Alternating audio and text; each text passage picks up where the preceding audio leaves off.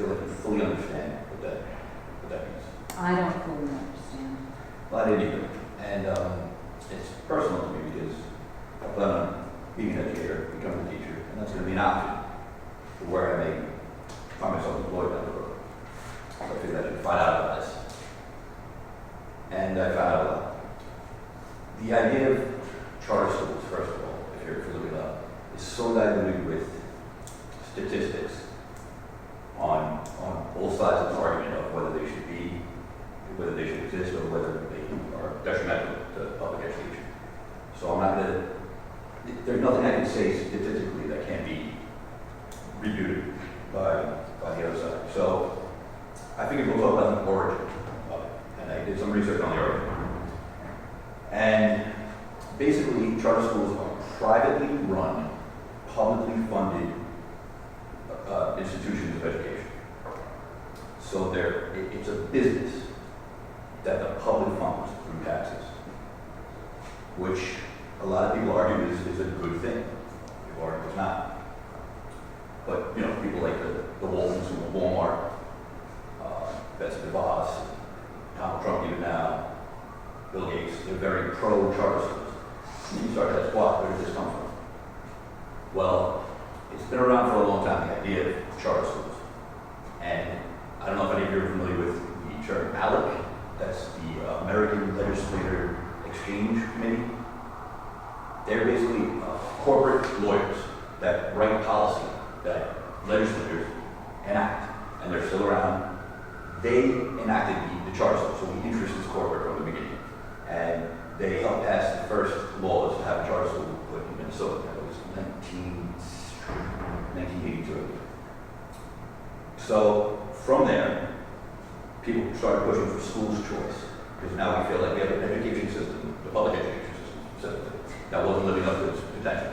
And this idea of school choice came out. So charter schools were the idea that, all right, your kids now can choose what school they're going to. They don't have to go to the public school in their area.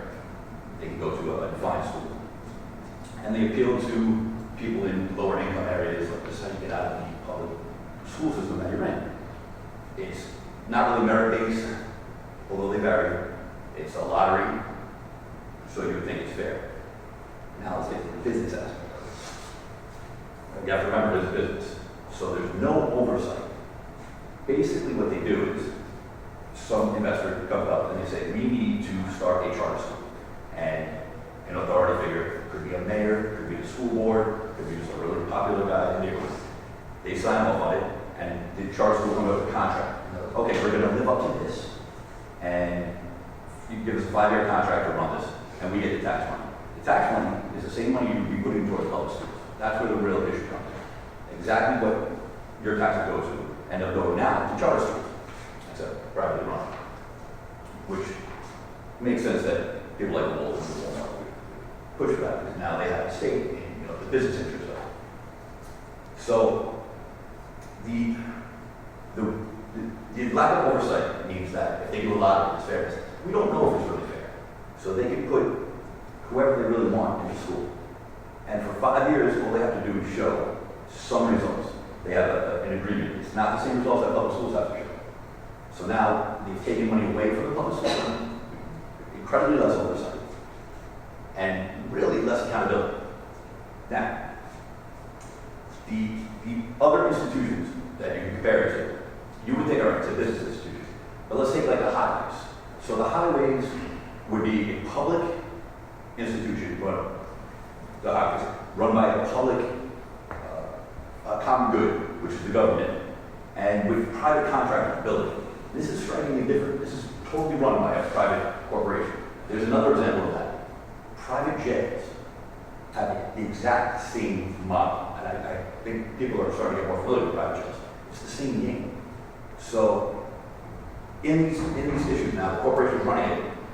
The common good is not something that a business model adheres to. It adheres to profit. So if you're not making profit, how do you make profit in a private school? When you start cutting labor. So now you've got rid of the unions. You don't have that unions there. So now your teachers are paid less. Now what does that mean? That leads to teacher attrition.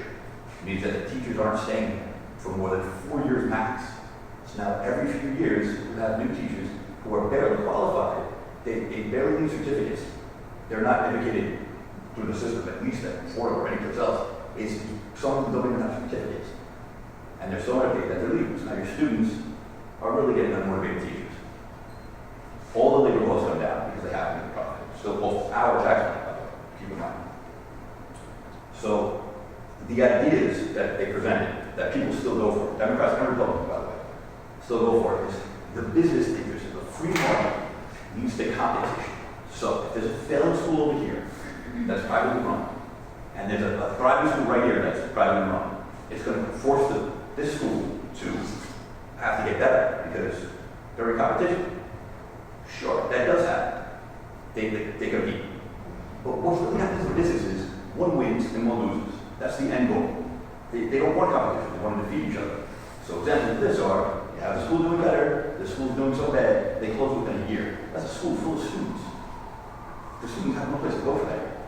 So now, because the business interest took over, the students now do not go to school anymore. That would never happen in the public school system unless there was some dire circumstance. The idea of competition ends in monopoly, we know that. It's been proven again and again. The idea of a free enterprise is to defeat your opponent. So that's the way they propose that we run the school system. The idea is to make charter schools the standard, not as a side. So that's the information. Like I said, I don't want to get lost in the stats so much. But to keep in mind the origin of the charter school, it has no intention in helping students. They are actually more segregated, which they once used as a school choice. A school choice meant that white kids weren't forced into desegregation. So the school choice meant that they could go someplace else for public schools. So that they've fulfilled the need for the people they want to serve, which are the business interests, segregationists, and money. And we have to decide. That's just the information. We have to decide if Walmart is something that should be running our public school system. Thank you.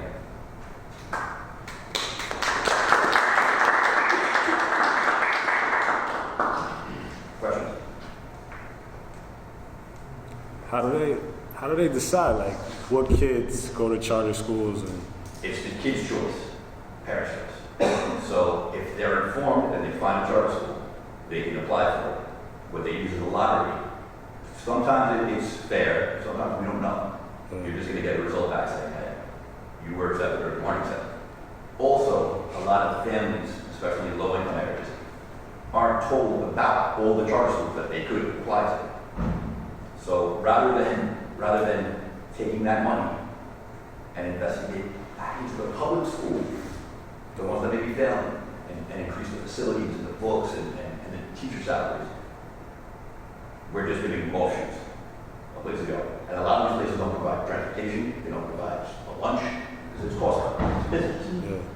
But technically, they have the choice to go wherever they want. Lottery is big, that's a real issue. Anything else? I got two. I'm going to take teacher privilege.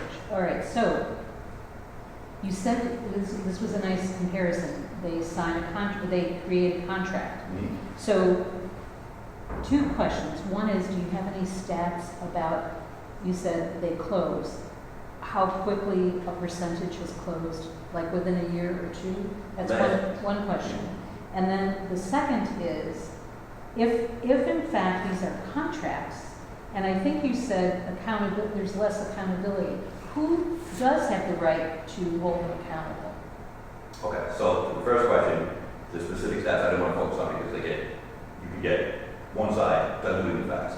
And that's why I really talk about the performance of those schools, because there's no evidence that charter schools overwhelmingly do better than public schools. As far as them staying in business, we know 120 closed, not every year, but this past year, 120 charter schools closed. Within the first year, I'm not sure if it's 120, but it's ridiculous, and it's mostly due to financial mismanagement. And that's in the New York region, you're saying? No, I'm talking nationwide. Nationwide, Nationwide. okay.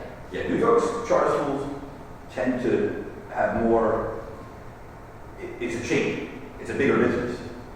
So they have a better system, like a fully funded system, but it's a business nonetheless.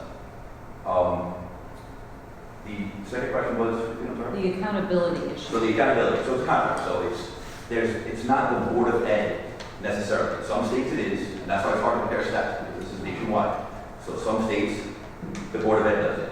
In a place like Michigan, where Betsy DeVos is from, most of them are for-profit, blatant for-profit. Even nonprofits make money on it too, but for-profit. And there's barely any oversight because anyone in the authority can do it, can sign off on it. So other places have the Board of Ed, so there may be a little more in the contract. Once the contract is signed, they can't even step foot in a private business without authorization. It's a private industry. So unless it's in the contract.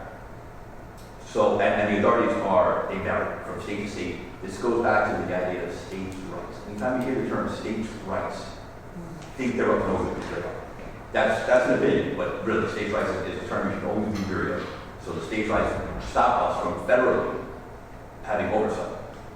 Federally funded public school system would not have that issue, and we weren't. And another thing that happened too was Ronald Reagan really got on board with this, and he wrote a book, and I can't remember the name of the book at the moment, but it basically fudged a whole bunch of education statistics so that he could persuade people that public school systems weren't working. In hindsight, we look back at the book and we know that they were not true, but he wrote a propaganda book, the President of the United States. And that's where we're at. This is a business interest. Is the same guy that fired the airline, air traffic controllers. The point of this, my whole bringing this to your attention, is they're not honest. They're not fair. They're not, it's not the business, there's no examples of businesses putting the common good over the education of children or even their financial well-being is always going to go first. Otherwise, they're not a business anymore. They don't exist. This is a business. We should be really aware of it. Anything else? Good. Then you can just say thank you very much again. Thank you. Good.